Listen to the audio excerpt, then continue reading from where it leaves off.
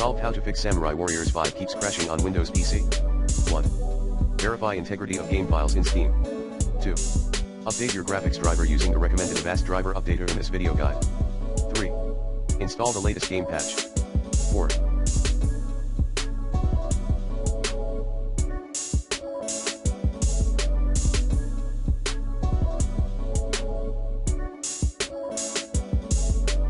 Run Samurai Warriors 5 with DirectX 11, enter DX11 under launch options.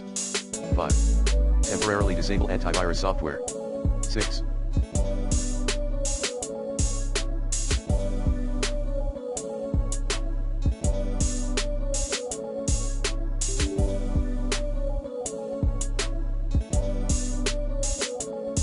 Perform a clean boot.